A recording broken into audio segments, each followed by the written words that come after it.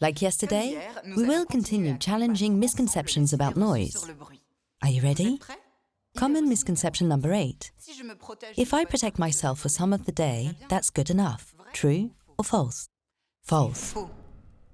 Imagine a person in the rain standing under an umbrella. They are protected. Now, imagine that they stop using the umbrella for 5 seconds.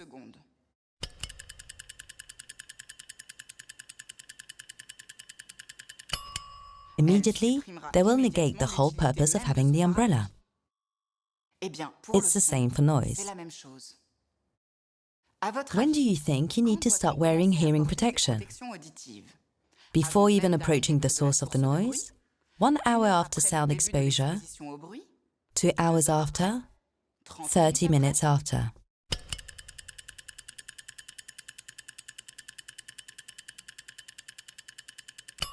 The correct answer is before even approaching the source of the noise. Indeed, as soon as you enter the work site, you are exposed to noise, even if you aren't the one working with noisy tools or operating machinery. Over the work days on our site, the average noise level to which we are exposed is often above the 80 decibel threshold, which, if you recall, is harmful to our auditory health. Wearing your hearing protection all day long will ensure you are protected. Common misconception number 9. Noise is only hazardous at high levels of intensity. True or false? False. It's the combination of noise intensity and duration of exposure which makes noise harmful to hearing. For example, 8 hours of exposure to an average of 80 decibels is equivalent to 4 minutes of exposure to 100 decibels. As you can see, for every 3 decibels, the acceptable noise exposure time is reduced 2-fold to eliminate the risk of your hearing capital. Are you with me? Let's go over together some examples of noise sources that we face every day on our sites to examine the maximum exposure time without protection. As you can see, for the welding station, the noise is 95 decibels and is thus harmful to hearing after 15 minutes of exposure without protection.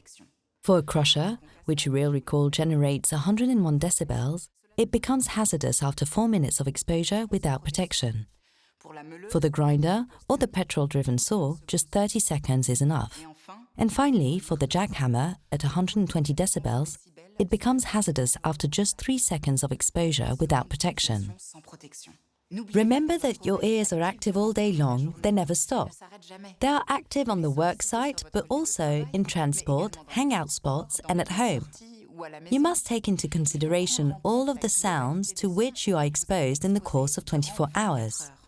This table summary shows the noise exposure doses with, for each sound threshold indicated, examples of everyday noise sources with which you are very familiar. As you can see, if you are near a hammer drill at 101 decibels without hearing protection, for just 4 minutes, you have used up your entire daily allowance. To avoid damaging your hearing capital, you would thus need to avoid any exposure to any noise for the remaining 7 hours and 56 minutes. This is impossible in your line of work. Hence the importance of remaining below the 80 decibel threshold and of wearing hearing protection at all times. Let's see if you have understood. A vibratory plate compactor generates 98 decibels of sound. Without hearing protection, how much time would you need to spend next to a vibratory plate compactor before you reach your daily limit of noise exposure? 1 hour? 30 minutes? 7 minutes? 15 seconds?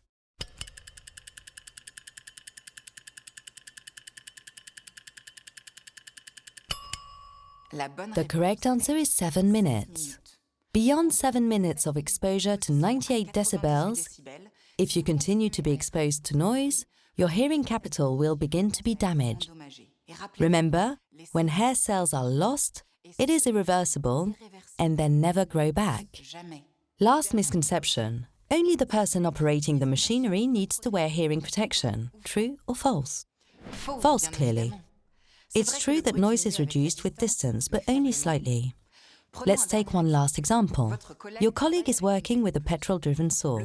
The noise produced at 1 meter is 110 decibels. What distance would you have to be from the tool to reduce its noise to 80 decibels? 4 meters? 8 meters? 16 meters? 32 meters?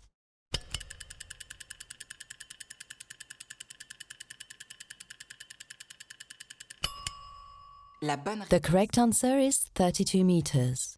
In fact, the noise level drops by 6 decibels each time you double the distance between yourself and the source. Practically speaking, if you are standing next to the saw, let's say a meter away, you are exposed to 110 decibels. At 2 meters away, the noise intensity is reduced by 6 decibels, going from 110 to 104 decibels. Similarly, at 4 meters, you double the distance and go from 104 decibels to 98 decibels. Thus, 2 times 4 meters equals 8 meters. You go from 98 decibels to 92 decibels. 2 times 8 meters equals 16 meters. You go from 92 decibels to 86 decibels. 2 times 16 meters equals 32 meters. You go from 86 decibels to 80 decibels. You would thus have to be 32 meters away to reduce the noise level to 80 decibels. Careful! Weather conditions such as wind, for example, can also impact sound propagation. There you have it. All this information is available in the booklet that your manager will provide to you.